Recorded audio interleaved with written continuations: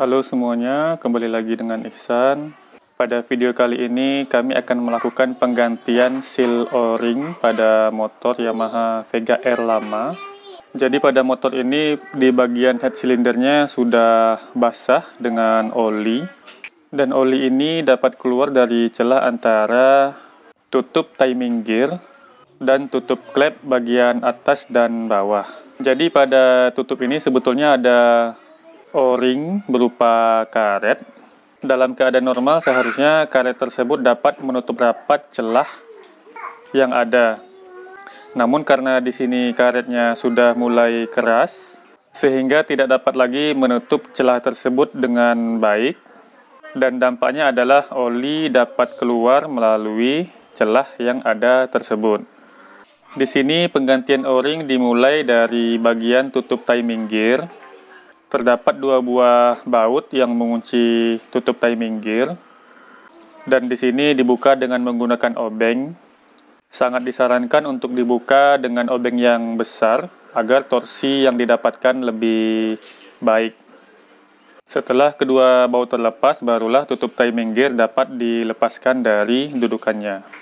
Di sini bagian tutup timing gear dapat diketuk secara perlahan jika cukup sulit untuk melepaskannya, seperti yang dapat dilihat pada video. Nah, ini dia tutup timing gear yang sudah dilepas. Kemudian bersihkan terlebih dahulu bagian dudukan tutup timing gear dari oli dan kotoran agar pada saat pemasangan nanti tutup timing gear dapat terpasang dengan sempurna. Nah, O-ringnya terletak di bagian sini yang berwarna hitam itu. Untuk membukanya bisa ditarik dengan tangan, atau kalau cukup sulit dapat menggunakan atau dicongkel dengan obeng atau benda runcing lainnya.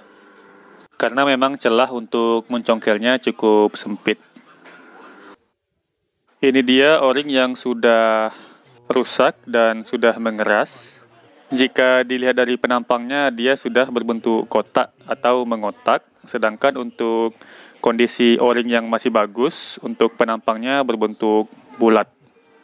Kemudian bersihkan bagian dudukan O-ringnya agar nanti dapat terpasang dengan baik. Nah, inilah O-ring yang baru. Di sini kami menggunakan spare part original dari Yamaha. Untuk pemasangan tinggal diselipkan ke celah O-ringnya. Pastikan O-ring terpasang dengan sempurna agar tidak ada kebocoran nantinya. Kemudian berikan pelumasan atau sedikit oli pada permukaan O-ring agar lebih mudah dimasukkan ke dudukannya.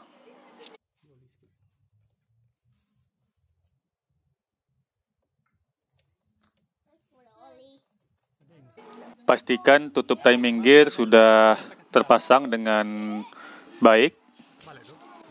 Kemudian pasang kembali dua buah baut penguncinya dan kemudian dikencangkan dengan menggunakan obeng.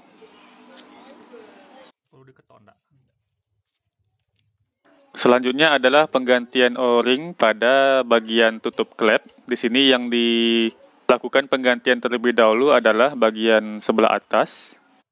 Untuk kunci yang digunakan bentuknya tipis seperti ini, karena jika menggunakan kunci ring biasa itu tidak bisa masuk karena terhalang oleh bagian bawah karburator.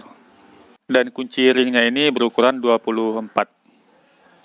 Jika membukanya cukup keras, maka dapat dibantu dengan cara diketuk seperti yang terlihat pada video ini. Setelah terbuka, tinggal dikendorkan saja dengan menggunakan tangan. Nah, ini dia tutup klep yang sudah terbuka. Untuk posisi O-ringnya dapat dilihat pada video. Dan ini berbeda dengan posisi O-ring pada tutup timing gear tadi. Untuk melepasnya dapat dicongkel dengan menggunakan obeng atau juga benda tajam lainnya. Jadi ini kondisinya sama dengan yang tadi, di mana penampang O-ringnya sudah berbentuk kotak, dan kondisi inilah yang menyebabkan kebocoran oli. Kemudian bersihkan dudukan O-ringnya. Dan inilah o-ring yang baru. Dan kemudian dipasangkan kedudukannya. Lalu berikan sedikit pelumas atau oli untuk memudahkan pemasangan pada head cylinder. Putar dulu dengan menggunakan tangan. Setelah tutup klep benar-benar rapat, baru dikencangkan dengan menggunakan kunci. Untuk penggantian o-ring bagian bawah tidak dilihatkan dalam video ini, karena caranya sama dengan yang bagian atas. Oke, itu saja video kita pada kali ini. Like, komen, dan share video ini. Jangan lupa subscribe, dan kita ketemu lagi di video selanjutnya.